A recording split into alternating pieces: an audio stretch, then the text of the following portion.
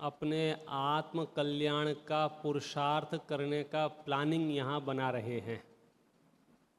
और ये मार्ग ऐसा है, कहो कोई पहली बार ही आया हो और सम्यक दर्शन लेके चला जाए, कहो सैकड़ों वर्षों से अभ्यास कर रहा हो और अभी भी कुछ कुछ प्रश्न बाकी रह गए हों श्रद्धा के स्तर पर। हमने पुराणों में पढ़ा है, मुनराज बैठे हैं जंगल में, कोई भील शिकारी वहाँ पहुँचा, उस भद्र मुद्रा को देखकर विनम्र हुआ, कुछ प्रश्न किए और वहीं उसने सम्यक दर्शन ले लिया। मैं कौन हूँ कि तुम आत्मा हो? अच्छा अच्छा बोला, माने वह स्वीकृत हो गया कि मैं आत्मा हूँ। ठीक है। और एक चित्त ये भी होता है, ऐसे कैसे मैं आत्मा हो सकता हूँ? फिर बहुत हजारों प्रश्न हैं। तो जिस प्रकार से भी हमें निर्णय करना है। हमने थोड़ी सी चर्चा मेरे हालात की, तो मेरे हालात सच पूछो तो ठीक नहीं हैं।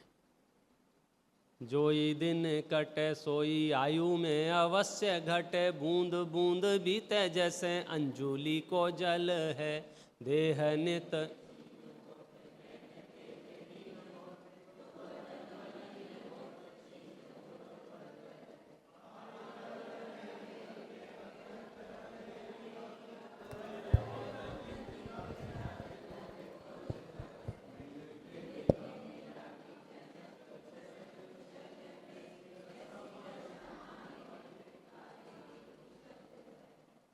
मतलब सिर्फ और सिर्फ हम एक दूसरे को बेवकूफ़ बना रहे हैं। ये बोल बोल के सब ठीक है, सब ठीक है, सब ठीक है, कुछ ठीक नहीं है। नहीं, सांप दोपहर की कक्षा में आया था, अभी नहीं आएगा।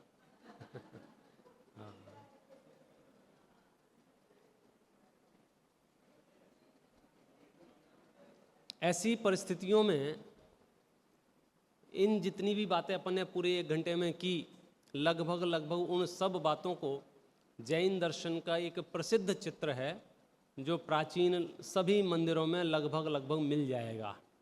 और उसकी कथा जैनेन्द्र वर्णी जी ने ही वो शांति पथ प्रदर्शन ग्रंथ के शुरुआत में, और ये कथा कई जगह मिल जाएगी आपको जैन ग्रंथों में। धर्म परीक्षा जो ग्रंथ है अमित गति आचार्य का, वहाँ भी ये कथा बहुत प्रसिद्ध है। वो मनोवेग और पवन वेग 2 मित्र होते हैं, मुनराज के पास जाके बैठते हैं और पूछते हैं, प्रभु संसार में दुख कितना है और सुख कितना है? ऐसा प्रश्न करते हैं। तो पहली बात तो यह है कि संसार में सुख है ही नहीं, फिर भी तुम जिसे सुख मान रहे हो, जिसे तुम सुख मान रहे हो, इंद्रिय सुख सामग्री, तो बोले वो सुख तो है राई बराबर, और उसके बदले में दुख है पहाड़ बराबर। तो शिष्य कहता है हमारी समझ में नहीं आया ये राई और पहाड़ आपका जो कार्यक्रम चला, कि दुख कैसा है? पहाड़ जितना। सुख कितना है? राई बराबर। राई समझते हो? हाँ, इधर तो समझते ही होंगे क्योंकि इनके भोजन है वो मुख्यतया से सरसों से भी छोटी होती है वो। सरसों का दाना फिर भी मोटा ताजा दिखता है आपको खाता पीता, राई तो बिल्कुल मरी मराई सी, मतलब बहुत छोटी आकार में। तो कह रहे हैं सुख के लिए राई की उदाहरण उपमा दिया और दुख के लिए पहाड़ का, मतलब कंपैरिजन इतना बड़ा भारी है। तो शिष्यों ने कहा कि नहीं, हमारी समझ में नहीं आया। तो फिर उन्होंने कहा कि सुनो हम तुम्हें समझाते हैं। एक व्यक्ति था, वो टाइटैनिक पे ही जा रहा था, अपने को क्या करना है दूसरे जहाज से, एक ही डूबा रहने दो। और अचानक से जहाज हिलने लगा, डूबने की नौबत आ गई, और डूबते डूबते उसने प्रार्थना की, हे भगवान मुझे बचा लो। और मानो भगवान ने उसकी सुन ली, और एक लकड़ी का पाटा वहीं से टुकड़ा टुकड़ी निकल के उसके पास आ गया, और उसका सहारा लेकर के वह किनारे तक पहुंच गया। लेकिन पानी की उथल पुथल में और सब चीज़ों में वो थक गया, बेहोश सा हो गया, विक्षिप्त तो हो गया, और किनारे पे जाके पड़ा हुआ है वो। सुबह जब सूर्य का उदय हुआ, प्रकाश चेहरे पर पड़ा, मूर्छा उसकी भंग हुई, और उसने जैसे ही आंखें खोली और देखा, तो सबसे पहले उसके चित्त में क्या प्रश्न आया होगा? मैं कहाँ हूँ, क्योंकि मैं तो क्रूज पे निकला था और इतने लोगों के साथ निकला था, इतने सामान के साथ निकला था, ये कहाँ है। फिर अपने हाथ पैर चेक कर रहा है, अपने कपड़े देख रहा है। तो ये समझो ये विचार करना शुरू ही किया उसने कि मैं कौन हूँ, क्या हूँ, कहाँ से आ गया हूँ, यहाँ कैसे पहुँच गया हूँ। सोचना शुरू किया, इतने में एक दौड़ता हुआ हाथी उसकी तरफ आता दिखाई दिया। और जब हाथी आपके सामने आता हुआ दौड़ता दिखाई देवे तो आप समझो वो बोले सोचो अब बाद में सोच लूँगा कहाँ से आया हूँ, क्या हूँ, कैसा हूँ, पहले जान बचेगी तो सोच लूँगा। तो वो उठ के भागने लगा। और जानवरों की सहज प्रकृति है, यदि आप भागने लगे तो उनकी ताकत डबल हो जाती है। तो हाथी ने और स्पीड बढ़ा दी, इधर हाथी ने स्पीड बढ़ाई, इधर भाई साहब ने स्पीड बढ़ा दी। और दौड़ते दौड़ते दौड़ते दौड़ते उन्होंने कुछ देखा नहीं देखा, एक पहाड़ के वो पेड़ के ऊपर चढ़ गए और एक डाली से लटक गए। बस उसने सांस में सांस ली कि चलो अब मेरी जान बच गई, हाथी से अब मैं सुरक्षित हो गया। जैसे ही वो पेड़ पे लटके, वो पेड़ कौन सा था वो आपको दिख जाएगा। पेड़ पे लटकने के बाद उसने जैसे ही मुंडी नीचे की तो वहां उसे सांप दिखाई दिए और अजगर दिखाई दिया। अपना सर ऊपर किया तो चूहे दिखाई दिए, एक सफेद एक काला। इतने में हाथी आ गया, पूरे पेड़ को सूंड से लपेट के झकझोर दिया। योगानुयोग से उस वृक्ष पर मधुमक्खियां का छत्ता था, वो सारी मधुमक्खियां उड़ के उसे काटने लग गईं। आप उस व्यक्ति की मनोदशा का चित्रण शब्दों में कर सकते हो क्या? उसको कितना भय होगा, कितनी पीड़ा होगी, कितना तनाव होगा, कैसा स्ट्रेस होगा, क्या घबराहट होगी। क्यों? क्योंकि इधर वो हाथी पेड़ हटा रहा है, इधर नीचे गिरा तो कुआं है सांप और अजगर वाला, और जिस डाली को पकड़ के बैठा है उस डाली को चूहे काट रहे हैं,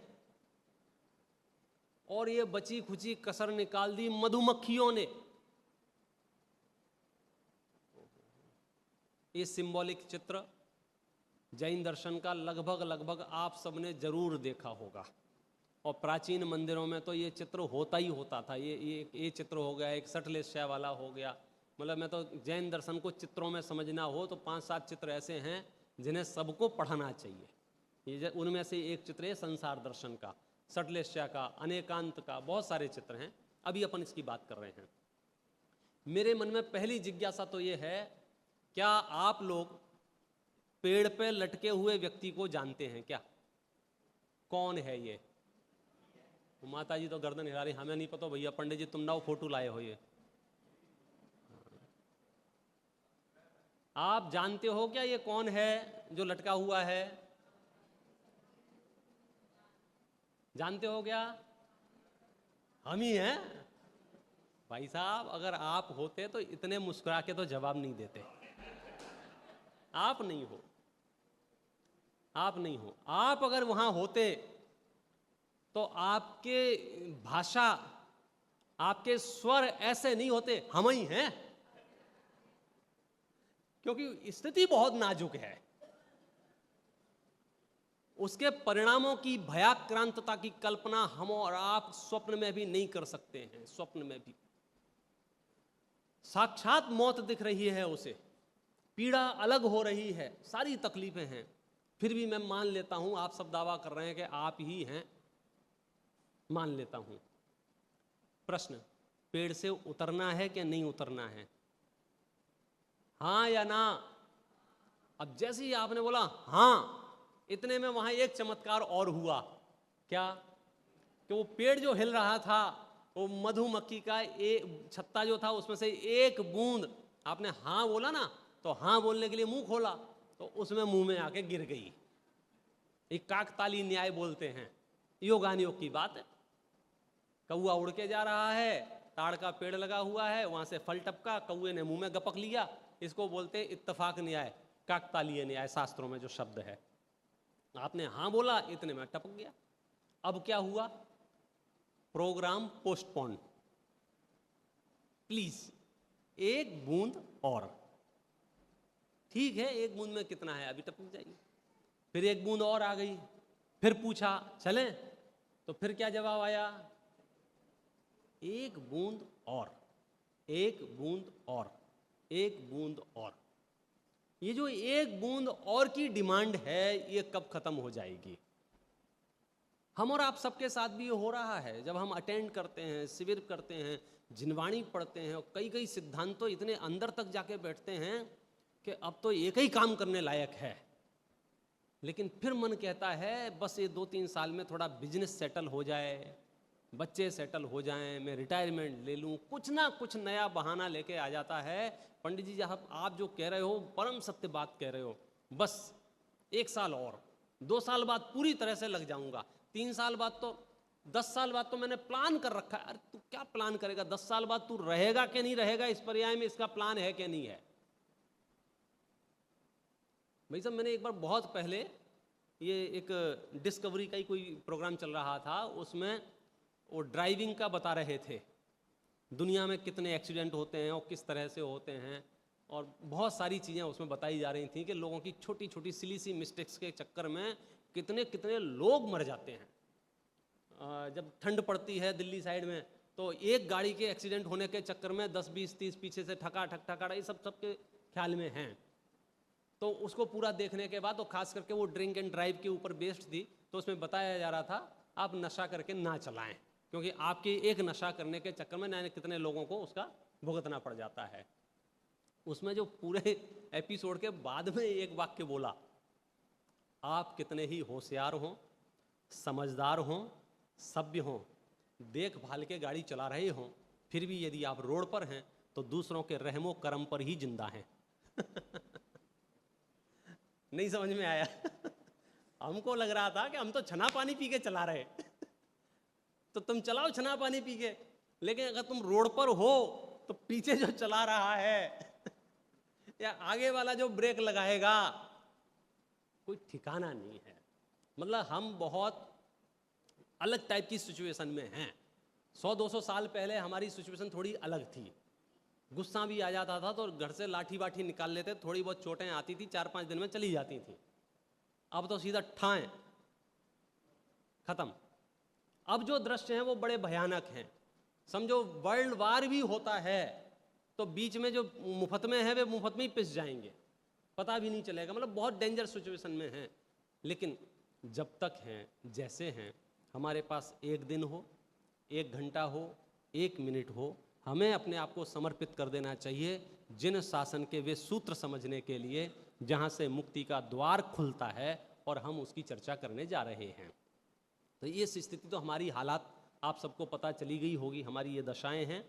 और इस दशा में पहुंचने में भी, समझो मनुष्य पर्याय तक पहुंचने में भी बहुत श्रम हुआ है। जो मनुष्य पर्याय की दुर्लभता है उसकी हम क्या कल्पना करेंगे। शास्त्रों में तो बहुत लिखा है, बहुत लिखा है। आप मनुष्य पर्याय की बात कर रहे हैं, एक इंद्री से 2 इंद्री में कोई आ जाए ना, तो छेड़ाला में पता है क्या लिखा है? दुर्लभ लहजों चिंता मणि, त्यों पर्याय लही त्रस तणी। जैसे दुर्लभ चिंतामणि रत्न मिलना दुर्लभ है, ऐसे ये 2 इंद्री की पर्याय मिलना दुर्लभ है। तो आप कल्पना कर लो 3 इंद्री की कितनी दुर्लभ होगी, 4 इंद्री की कितनी दुर्लभ होगी, 5 इंद्री की कितनी दुर्लभ होगी, उसमें भी संगी पंचेंद्री पने की दुर्लभ कितनी होगी। एक उदाहरण दिया है छोटा सा, कि आपने समुद्रों के नाम सुने होंगे, अलग अलग समुद्र। जैन दर्शन के समुद्र हैं। सबसे बड़ा समुद्र समझो, सबसे नज़दीकी वाला, उसका नाम है लवण समुद्र। मैं गाथा पाठ और वो नहीं करता हूँ, सीधा अर्थ पढ़ देता हूँ। अनंत संसार में जीवों को मनुष्य पर्याय दुर्लभ है, बाकी पर्याय जो हैं सो हैं, लेकिन बहुत दुर्लभ है। कितनी दुर्लभ है?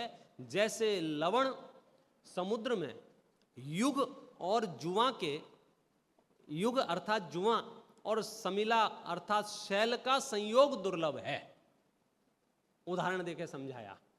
क्या उदाहरण देके समझाया? जैसे जुआ और शैल का संयोग दुर्लभ है, वैसे ही ये मनुष्य पर्याय दुर्लभ है। तो पहले तो ये बता दो जुआ और शैल क्या है। आप जिनके पास बैलगाड़ियां रही हों या जिन्होंने बैलगाड़ियां देखी हों तो ये 2 शब्द समझते होंगे। जब बैल को गाड़ी में लगाया जाता था तो उसमें एक सैल होती थी, जिसको छेद में डालते हैं, तो वो समझो वो उसके कंधे के आसपास जो चीज़ है ना वो जुआ सेल है। 2 वस्तुएं हो गई, एक सीधा सीधा है, समझ लो 2 मोबाइल फ़ोन ले लो, आप क्यों जुआ सेल कर रहे हो, समझ लो बात के लिए, और आपने लवण समुद्र में छोड़ दिए। अब ये दोनों वापस मिलना कितना मुश्किल है, कितना मुश्किल है। ह्यूमन ट्रैफिकिंग के केस जो हैं, अगर उनके आंकड़े देखोगे ना, हम गिनती के मनुष्य हैं इस धरती पर, गिनती के, और आधे से ज़्यादा मनुष्यों का डेटा अवेलेबल है गवर्नमेंट के पास। उसके बावजूद भी जिनके बच्चे खो जाते हैं या जो लोग खो जाते हैं, उनका मिल पाना कितना मुश्किल हो जाता है गिनती के लोगों में।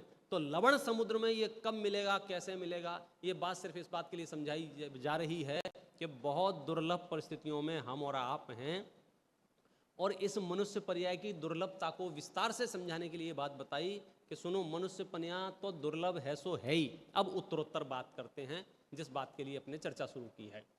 मनुष्य पर्याय भी बहुत दुर्लभ नहीं है, खास करके जो चीज़ मिल जाए वो क्या कि दुर्लभ मिल गई ना। मनुष्य पर्याय में भी उससे ज़्यादा दुर्लभ है उत्तम देश। ऐसा देश मिलना जहां हम सद्विचार, सत्संग, सद्भावनाएं कर सकें। अन्यथा तो भाई साहब ऐसे ऐसे देश हैं कीड़े मकोड़े खा खा के जिंदा रह रहे हैं। कौन? जानवर नहीं, मनुष्य। आप समझ लो उनकी बुद्धि किस स्तर की हीन हुई होगी, किस तरह का वातावरण है, उसकी हम चर्चा करने से कोई दम नहीं है। उत्तम देश मिलना बहुत दुर्लभ है। उत्तम देश में भी कम से कम 140 करोड़ लोग हैं। उत्तम कुल मिलना बहुत दुर्लभ है। उत्तम कुल में भी, उत्तम कुल में भी उत्तम रूप मिलना दुर्लभ है। अब रूप का मतलब आप ब्यूटी पार्लर में समझ लेना, रूप माने आंगोपांग का निर्माण होना, क्योंकि उत्तम कुलों में भी विकलांग जन्म लेते देखे जाते हैं। मानसिक स्थिति खराब है, शारीरिक स्थिति खराब है, अब कैसे आत्मकल्याण करे जीव, कैसे तत्व समझे। तो रूप का मिलना बहुत दुर्लभ है। रूप भी अगर मिल जाए, पूरा शरीर ठीक ठाक हो, आयु मिलना बहुत दुर्लभ है। कोई 2 महीने, कोई 4 महीने, कोई 6 महीने, आधे से ज़्यादा तो पेट से ही लौट जाते हैं, पैदा भी हो जाते हैं, कोई 1 साल में, कोई 2 साल में, कोई 10 साल में, कोई 15, कोई 20। तो आयु मिलना बहुत दुर्लभ है। और कदाचित आयु भी मिल जाए, उत्तरोत्तर दुर्लभता बता रहे हैं, और इसको आप फील करेंगे तो आपको महसूस होगा कि हम कितनी अपॉर्चुनिटी लिए हुए बैठे हैं। ये चेक लिस्ट है एक तरह से, दुर्लभ से दुर्लभ चीज़ों के नाम गिनाए जा रहे हैं, और वे दुर्लभ चीज़ें आपके पास हैं तो आपकी भावभूमि कैसी होनी चाहिए। मैं यहां से बोलता हूं, बोलो मनुष्यपना आपके पास है क्या? ओके, तो कॉन्फिडेंस आना चाहिए कि नहीं आना चाहिए कि हम कितनी दुर्लभ चीज को लिए घूम रहे हैं। अच्छा, मनुष्यपने में भी उत्तम देश है, हाँ, उत्तम देश में भी उत्तम कुल है, उत्तम कुल में भी उत्तम रूप है, उत्तम रूप में भी उत्तम आयु है।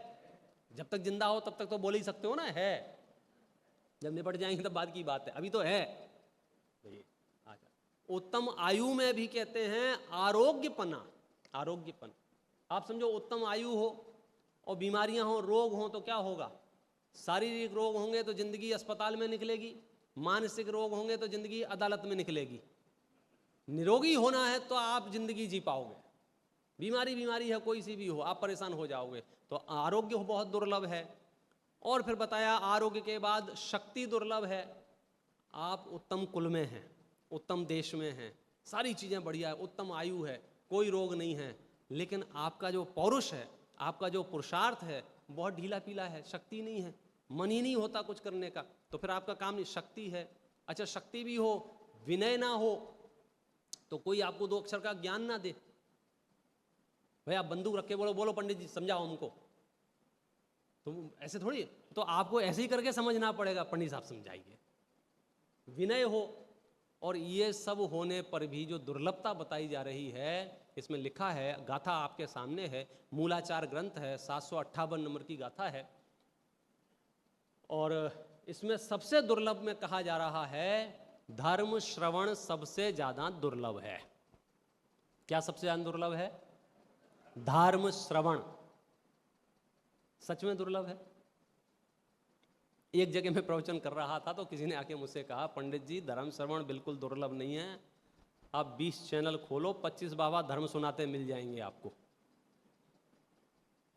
जब मोबाइल हाथ में लेते हैं किसी न किसी के प्रवचन ही चलते रहते हैं। भाई साहब, धर्म श्रवण कहाँ दुर्लभ है? देखो भैया, मैं क्लियर कर देता हूँ, शास्त्र में लिख रहे हैं धर्म श्रवण दुर्लभ है। धर्म के नाम पर पाप श्रवण दुर्लभ नहीं है, क्योंकि आधी दुनिया तो पाप श्रवण करके ही घोषणा कर देती है धर्म श्रवण किया। ये बहुत समझने जैसी बात है सबको। नक्कालों से सावधान।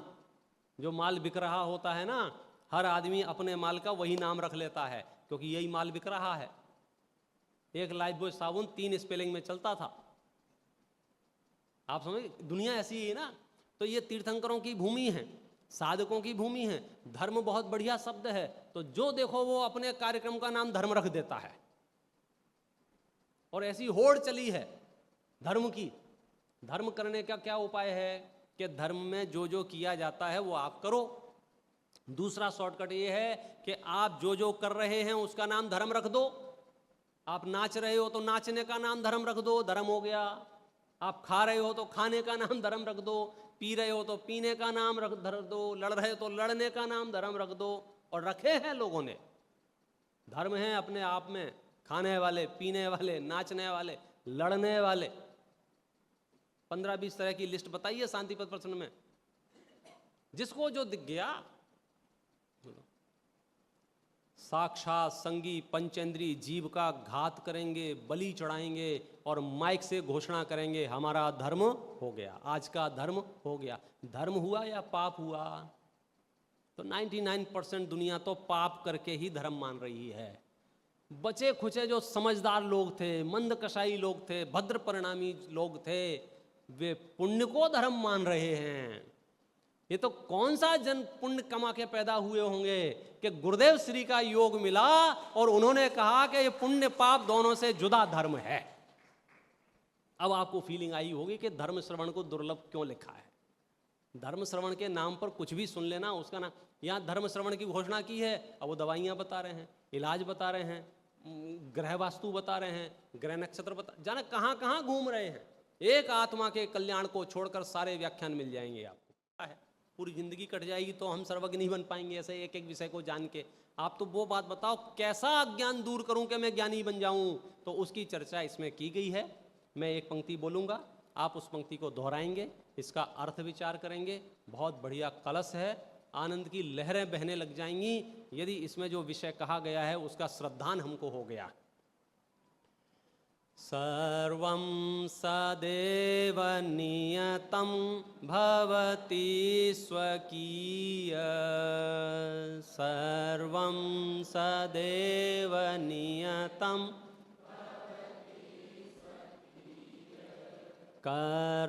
कर्मोदयान् मरण जीवित दुःख सौख्यम्।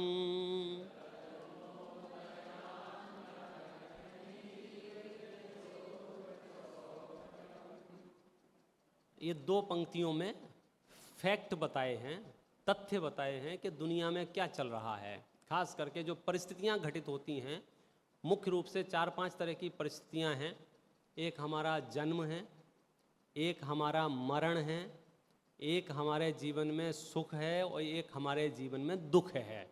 अब इन्हीं को लेकर के और मल्टीपल हो सकती हैं परिस्थितियां, लेकिन 4 शब्दों में पूरी जिंदगी समा जाती है। और ये 4 शब्द आपको कलश में मिल गए होंगे: मरण, जीवित, दुख, सौख्यम।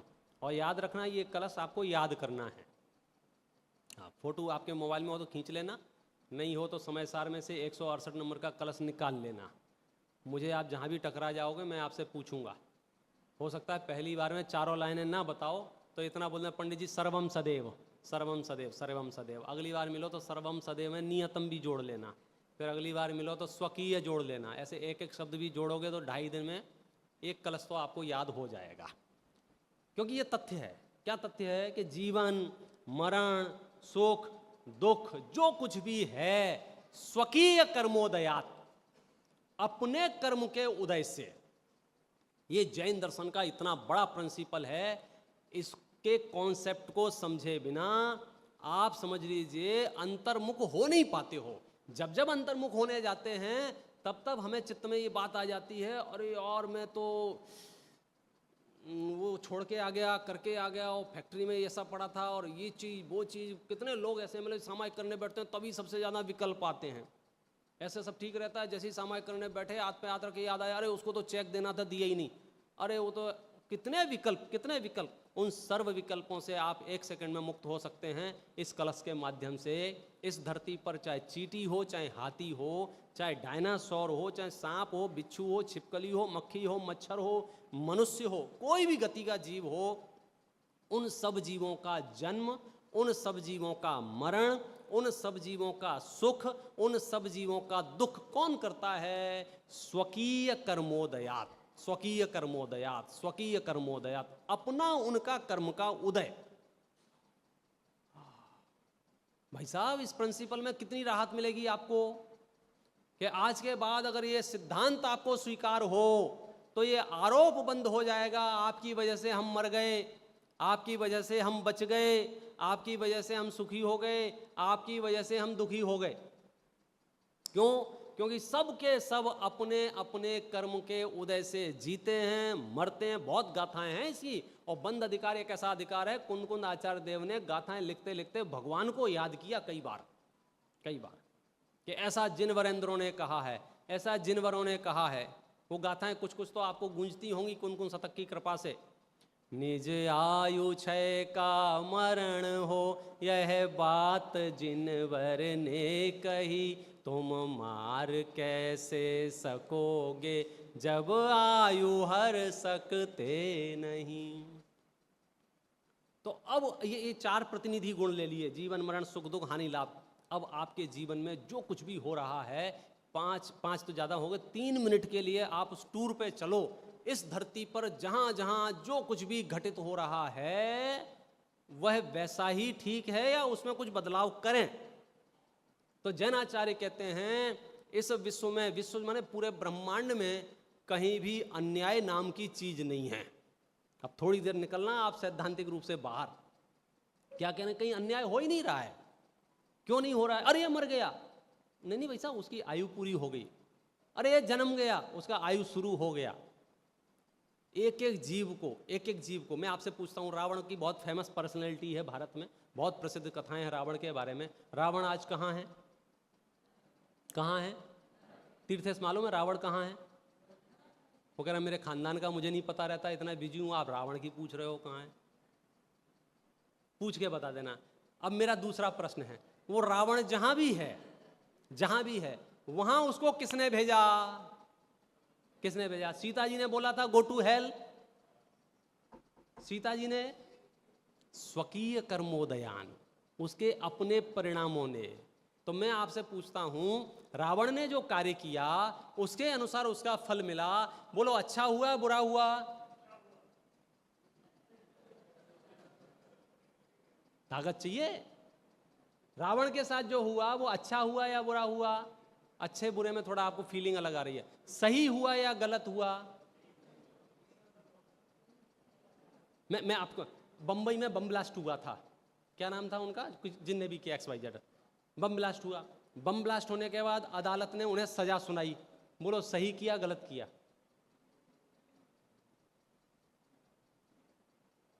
सही किया कि गलत किया?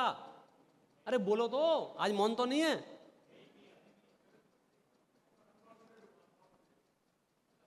अपनी भावनाएं शामिल मत करो, सिंपैथी बीच में मत लाओ। सिर्फ आप इतना बताओ, उन्होंने बम फोड़ने का परिणाम किया था, उसके फल में जो कर्म बंधा था, उस कर्म के अनुसार उन्हें सजा मिल रही है। ये व्यवस्था सही है या गलत है? ये व्यवस्था, यही व्यवस्था सही है ना भाई साहब? इसके अलावा और क्या इंटरफेयर करेंगे हम? भाई अगर वो जज उन्हें माफ कर देता तो हमें शक होता कि ये जज भी बदमाश है, मिला हुआ है। आप समझ रहे हो? तो मैं एक एक नाम आपके सामने लिए। रावण आज जहां भी है, जिन परिस्थितियों में भी, उसका जिम्मेदार कौन? स्वयं रावण। बोलो उसके साथ जो हो रहा है वो न्याय है क्या अन्याय है? न्याय है। सीता जी के साथ जो हुआ वो न्याय हुआ क्या अन्याय हुआ? न्याय है। अंजना के साथ जो हुआ वो न्याय है क्या अन्याय है? 5 पांडव को लोहे के गर्म आभूषण पहनाए गए, बोलो न्याय है कि अन्याय है? गजकुमार मुंडराज के ऊपर सिगड़ी रखी गई, जलती हुई न्याय है या अन्याय है? तो तुमको कैंसर डायबिटीज अगर डिटेक्ट हो गया है तो ये न्याय में जाएगा कि अन्याय में जाएगा? तुम्हारी फैक्ट्री में आग लगेगी तो वो न्याय में जाएगा पहाड़िया जी, कि अन्याय में जाएगा?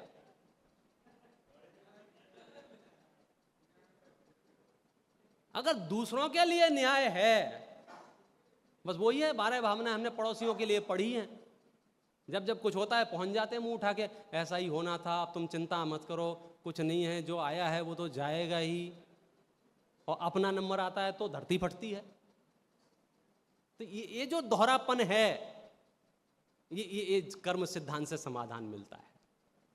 यहां कहा जा रहा है सर्वं सदैव नियतं भवति स्वकीय कर्मोदयान मरण जीवित दुख सौख्यं।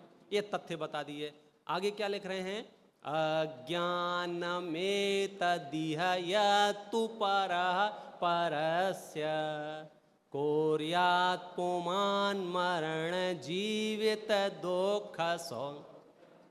कह रहे हैं यहां ये अज्ञान है, ये उस अज्ञान की बात चल रही है जो अपराध है। आप समझे? ये अपराध है। कौन सा? ये अज्ञान है। जो कोई ये कहता है किसी पुरुष ने किसी पुरुष को जन्म दिया, मार डाला, सुखी किया, दुखी किया, इन 4 लाइनों में सब कुछ कह दिया है। इस धरती पर अनंत जीव राशि का जन्म, मरण, सुख, दुख, हानि, लाभ स्वकीय कर्मोदय के अनुसार होते हैं। कोई यदि किसी को सुख का कारण, दुख का कारण, बचाने का कारण, मारने का कारण मानता है, वो अज्ञानी है। देखो, जब श्रुत के पास बैठेंगे ना, जिनवाणी के पास बैठेंगे, अमृतचंद्र आचार्य के शब्द हैं 1000 साल पहले, कुंद आचार्य की लिखे गए समय सार की टीका है, ये दिव्य ध्वनि का सार है, सार। ये अज्ञान है। तुमने मेरा नुकसान कर दिया, तत्काल याद कर लेना इस कलश को, ये अज्ञान है। कोई तुम्हारा नुकसान कैसे कर सकता है? उसने मेरी प्रतिष्ठा भंग कर दी। अरे कोई किसी की प्रतिष्ठा कैसे भंग कर सकता है? पूरा विश्व भी मेरे विरुद्ध षड्यंत्र करे, पूरा विश्व भी मेरे विरुद्ध षड्यंत्र करे, यहां जो होगा स्वकीय कर्मोदयात्। बोलो, इसी के लिए तो हमारे पूर्वजों ने कहा ना, कौओं के कोसने से, क्या है? कौओं के कोसने से ढोर नहीं मरते हैं। क्यों? उनका अपना उदय है। हम लगे फिर, नजर लग गई, उसने ऐसा बोल दिया, उसने टोक दिया, उसने मंत्र कर दिया, तंत्र कर दिया, फलाना कर दिया, ढिकाना कर दिया, पूरा विश्व भी मिल जाए, पूरा विश्व भी मिल जाए, यदि यहाँ उदय खराब ना हो, कहीं कुछ होने वाला नहीं है। मैं तो यहाँ तक इस कलश के माध्यम से दावा करता हूँ कि तुम्हारे सर पे रख के परमाणु बम का भी परीक्षण किया जाए और तुम्हारी आयु अगर पूरी ना हुई होगी तो वहां से आवाज आएगी, अरे इतना कॉन्फिडेंस नहीं होगा तो भाई साहब जंगल में जाके मुनराज बन के दीक्षा लेके सामायिक करने के मूड में ही नहीं हो। तो मैं तो अभी पुण्य का उदय का नशा चल रहा है, ऐसा लग रहा है एवरीथिंग इज फाइन, ये तो थोड़ा टाइम पास करने के लिए बोर हो जाते हैं, इसलिए धर्म कर लेते हैं। पुण्य के उदय में सुख की कल्पना जिन जिन ने कर रखी है, पुण्य के उदय से जो जो सुखी हैं वे वास्तव में इस धरती पर सबसे महादुखी हैं, क्योंकि पुण्य का क्षीण होते देर नहीं लगती है। मतलब जरूरी नहीं है घर में आग लगे, जरूरी नहीं है फैक्ट्री में आग लगे, जरूरी नहीं है पैसा नष्ट हो, यहीं बैठे बैठे आप ऐसे हो जाओगे,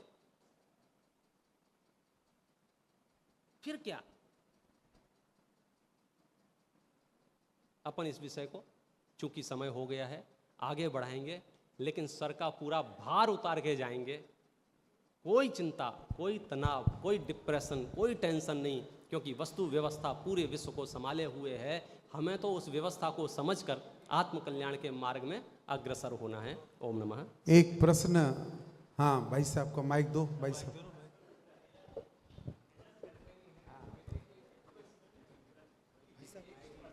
वाला जो है उसे एक बार संक्षिप्त शब्दों में वापस समझा दें। कौन सा?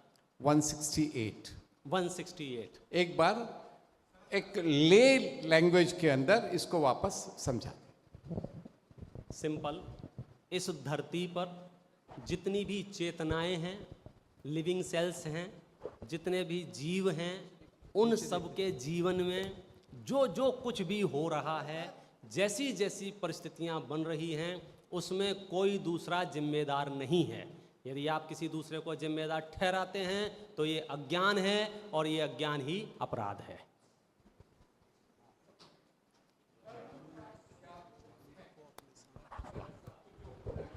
जी, तो फिर कर्म का उसमें क्या रोल है? क्योंकि ये जो लिखा है कर्मोदयान मरण जीवित है, तो ये कर्म का अल्टीमेटली मेरे जीवन में क्या रोल है? अच्छा बुरा, मृत्यु, जीवन, रोल क्या है कर्म का? ये एक समझिए। बहुत बढ़िया। कर्म और जीव का निमित्त नैमित्तिक संबंध है। जीव के परिणामों के निमित्त पा करके कर्मों में कुछ ऐसे बदलाव होते हैं, आत्मा के साथ बंध जाते हैं। कुछ काल आबादा जिसको बोलते हैं, बाद में उदय में आते हैं और उसमें जीव के साथ परिस्थितियां बनती हैं। कर्मों का रोल निमित्त नैमित्तिक पने से है। जीव के परिणामों के माध्यम से उनका बंध भी होता है, उदय भी होता है, उदीर्णा भी, अपकर्षण भी, उत्कर्षण भी। एक पूरा कलश ही बंध अधिकार का कर्म सिद्धांत को कॉन्सेप्ट क्लियर करने के लिए है। क्योंकि हमें ईश्वर, हमें कोई व्यक्ति, हमें कोई वस्तु, किसी भी चीज़ पे हमारा ध्यान जा रहा हो, आंसू वासु तंत्र मन, जो कहीं भी, सीधे आप कर्म के पास आ जाओ। एक स्टेप आगे ले जाएंगे जब हम आपको ये समझाएंगे कर्म भी आपको डिस्टर्ब, वो स्टेप अगला आएगा। अभी सिर्फ इतना सा है, दोष हमारा ही है, कर्मों का सच में दोष नहीं है। ये पत्थर रखा है, मैंने अपना सर फोड़ लिया। स्वानुभूति जी ने एक उदाहरण दिया था, दीवार से जाकर सर फोड़ लिया। बोले दीवार का क्या दोष है? फोड़ा दीवार ने पक्का है, क्योंकि जितना घाव है और जितने टांके आए हैं ये हाथ से नहीं आ सकते थे। तो ऐसे ही कर्मों ने लॉस किया है, लेकिन वे कर्म बेचारे कौन? भूल मेरी अधिकाई, मेरी गलती है, यानी मेरे ही अपराध है। अब मेरा क्या अपराध है उसकी चर्चा भी है। जी, अच्छा, मेरा एक क्वेश्चन है।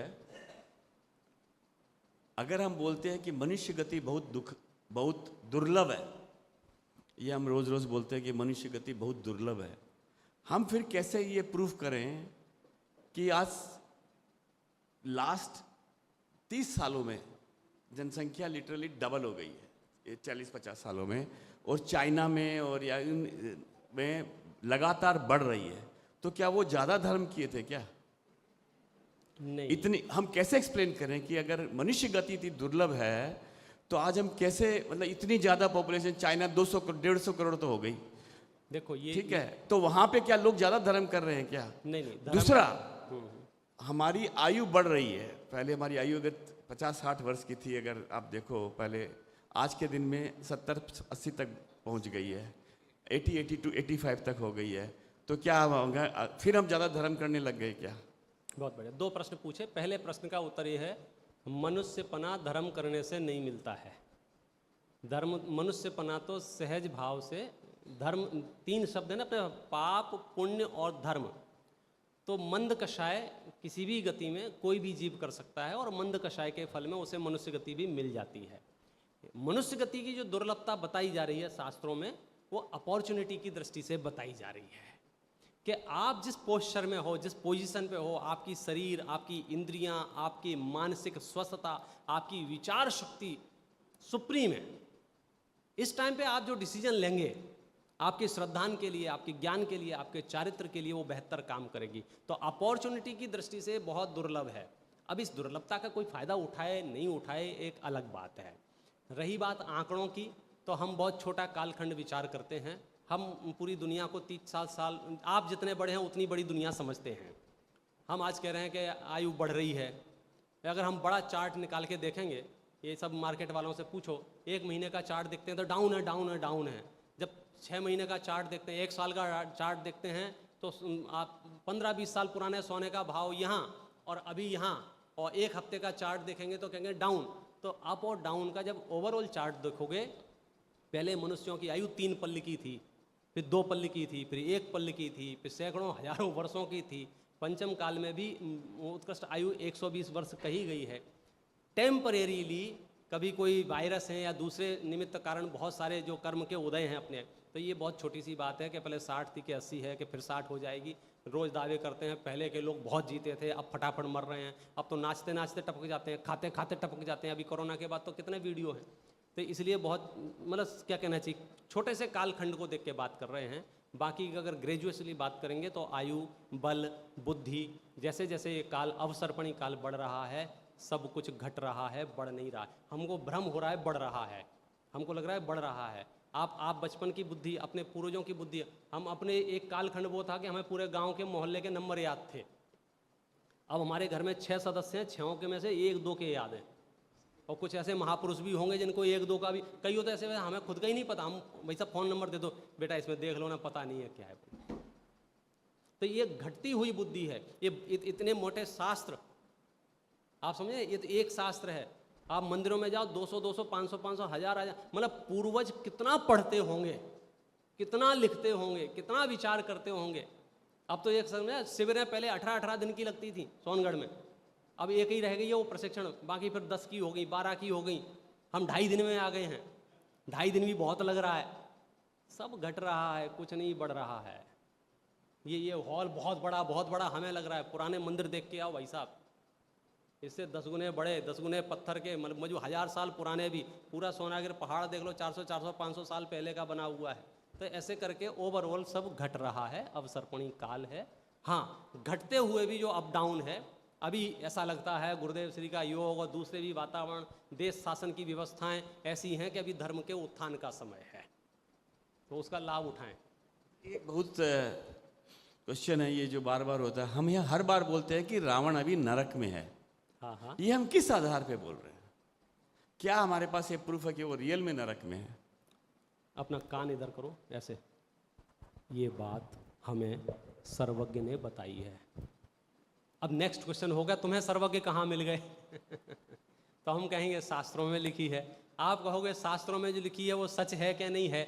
मतलब उसके, मैं कह रहा हूँ 2.5 दिन की शिविर को 5 दिन करो, फिर एक शिविर लगाओ सर्वज्ञ सिद्धि शिविर, प्रूव करो कि सर्वज्ञ है क्या नहीं है। जैनाचार्यों ने न्याय के सभी ग्रंथों में सर्वज्ञ सिद्धि की है, क्योंकि बिना सर्वज्ञ सिद्धि के हमारी बातें आपको असत्य भासने लग जाएंगी। तो पहले हमने सर्वज्ञता को सिद्ध किया है, और जो सूक्ष्म हैं, जो दूर हैं, जो काल से दूर हैं, उनको सर्वज्ञता के सहारे सिद्ध किया है, बाकी लॉजिक से सिद्ध किया है, युक्ति से सिद्ध किया है। तो कुछ बातें आगम सत्य हैं, कुछ बातें युक्ति सत्य हैं। ये जो बात सत्य है रावण की, ये आगम सत्य है, और कर्म सिद्धांत के युक्ति सत्य है। अशुभ कर्मों का फल अशुभ है। सर एक सवाल और अंतिम, मुझे ज्ञान नहीं है, मुझे मालूम नहीं है, मुझे नॉलेज नहीं है, मुझे ऐसा लगता है कि मैंने कहीं ये बात सुनी, अभी इनसे भी बात हो रही थी तो मैंने कहा अभी I am not sure about, but it seems that I have heard it somewhere कि रावण अपने जो 24 है, अगली 24 में अपने तीर्थंकर के रूप में जन्म लेंगे। ये भी बात सही है। सही है ना? बिल्कुल बिल्कुल सही बात है ये। शास्त्रों में ये भी उल्लेख है कि उसने जो प्रायश्चित परिणाम किए, उससे उसको समझो उसका डायरेक्शन भी चेंज हुआ। तीर्थंकर होने वाला द्रव्य तीर्थंकर का द्रव्य है, अगली 24 में ही वो तीर्थंकर होंगे, ये प्रमाण भी उपलब्ध हैं।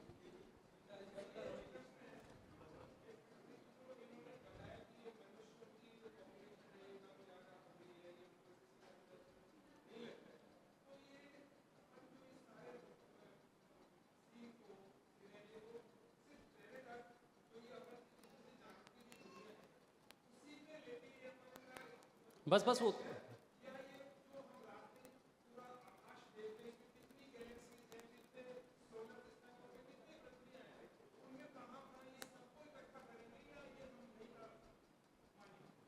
देखो, वैज्ञानिक की भाषा में आपने क्या सुन रखा है, मैं इससे विस्तार अभी इसलिए नहीं दूंगा, दूसरा सेशन भी है, अपन अलग से बात कर लेंगे।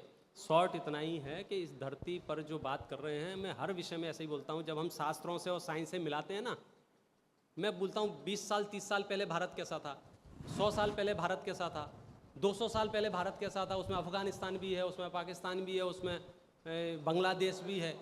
मतलब इतने शॉर्ट पीरियड में इतनी शक्ल बदल गई भारत की, तो पिछले हजारों साल में इस धरती पर क्या हुआ होगा।